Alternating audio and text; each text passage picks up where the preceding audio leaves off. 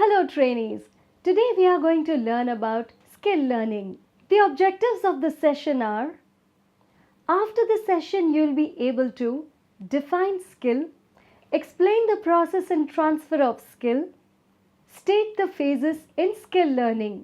So let's begin. Skills differ greatly in type and complexity. The learning process that people go through when learning various motor skills is similar. Physical skills can just be learned by watching and doing. Employers prefer this method. This way, employers could expertise certain contact over their employees, and also because there is no systematic study about how these skills could be transferred. The recommended 7 steps method of transfer of skill are: show the learners how to do it, explain the key points, do it again as the learners watch, let them do the simple and complex parts of the job separately.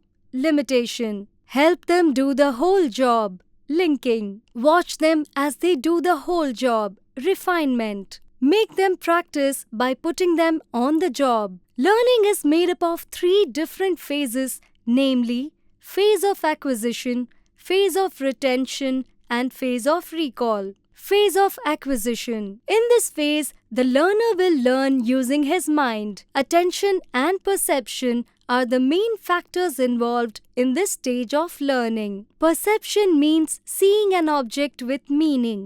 How much a learner learns depends upon his perception and the amount of attention he has paid to the learning situation.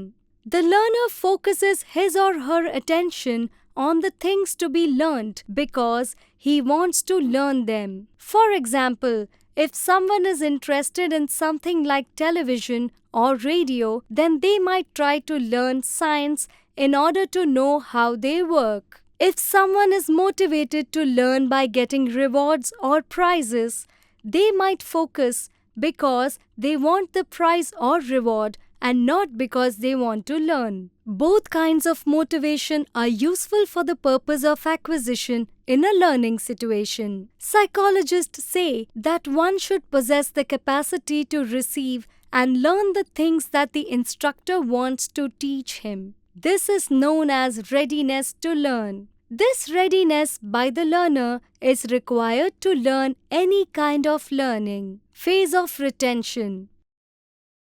People forget things that they have learned if they do not use them.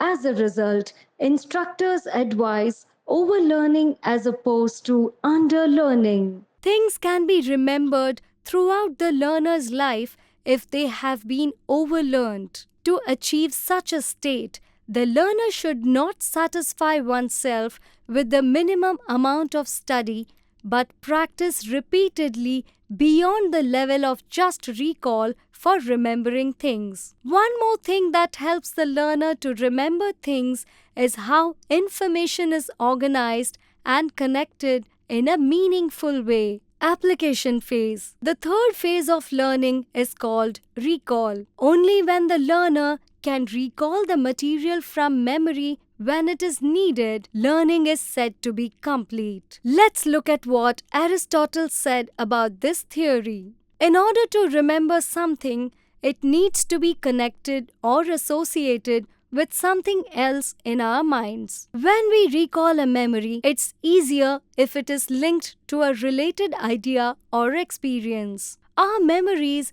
are not stored randomly. They are organized and connected based on how they relate to each other.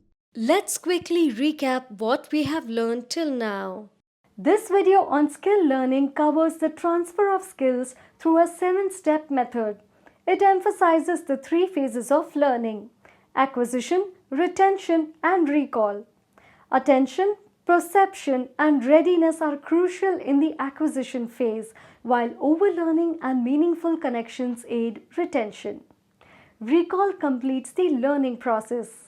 Hope you have understood everything taught in the video. See you in another interesting and exciting video. Until then, thank you and goodbye.